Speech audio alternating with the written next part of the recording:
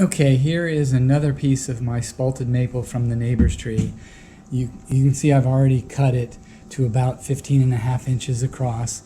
I gotta now, this is gonna be the top, so I gotta mount my either my worm screw or my 3-inch faceplate. So I gotta make a flat spot here. My intent is that the piece be made such that this, and this are similar in height, so that they're all on the rim of whatever the bowl turns out to be. Now the bowl will be inside of here. I don't plan to cut this entirely off. You never know. And you can see this is dried and split down inside, so I don't know what it's going to look like. I mean, overall it looks like it's only damaged in so far. The wood is nice and solid in there. And I don't know how spalted this piece is going to be, but you can see it's kind of gray in here. I don't know if you can see it. Let me tip it back farther. But in any case, I got a little bit more work to do before I get it on the lathe. Okay, as you can see, I've got my flat spot with the woodworm screw pre-drill there, and then this will go in there and we'll have it mounted on the lathe. Okay, you can see that it's now mounted with the woodworm screw in here. I did have to chisel away a little bit of the regrown wood, new wood, because it was interfering with the body of my chuck, but it's stuff that I would be machining away anyway. So you can kind of see that's mounted, and it's about centered. It wasn't centered before I showed you, because I ended up having to chainsaw off part of this side, because I thought I drilled this in the center, but apparently not.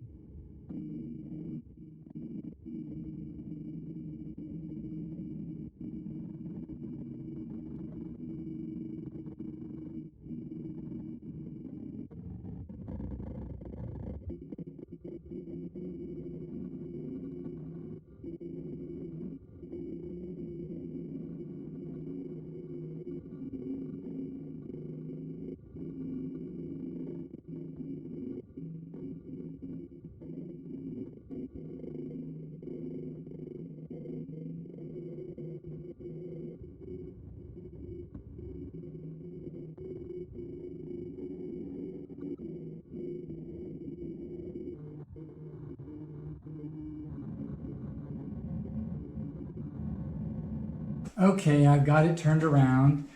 You can see there's some dead wood here on the surface where it had been ripped off. Something was ripped off this is a maple tree from my neighbor.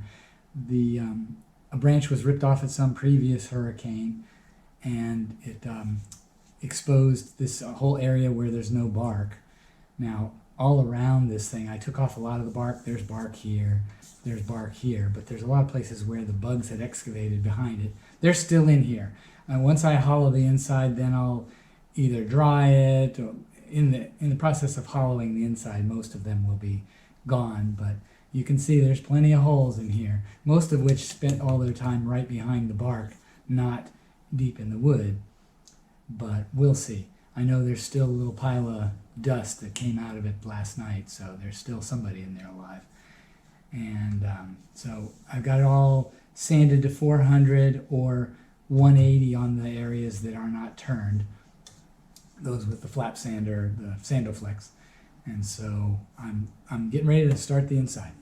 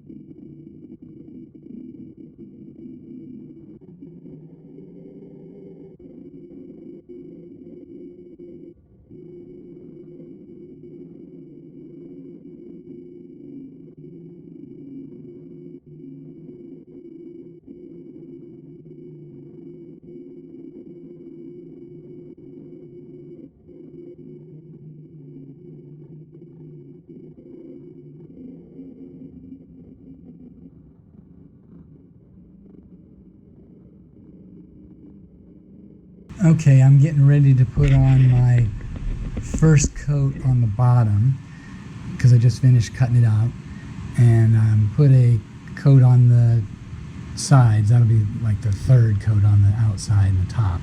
I won't go any farther than up around over here. I got to stick my coin on, but I'll do that after the first coat here.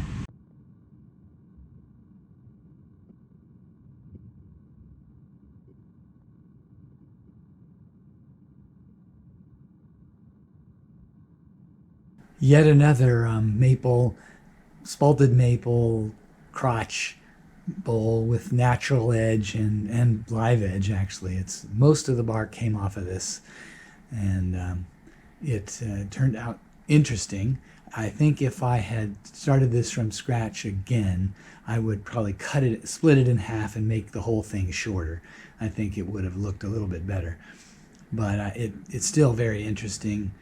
And it has exposed area where, like right here and right here, you can see that there was exposed wood that happened at some time, probably in the 2004 hurricanes, when it ripped something off of the tree, and then it's recovered since then.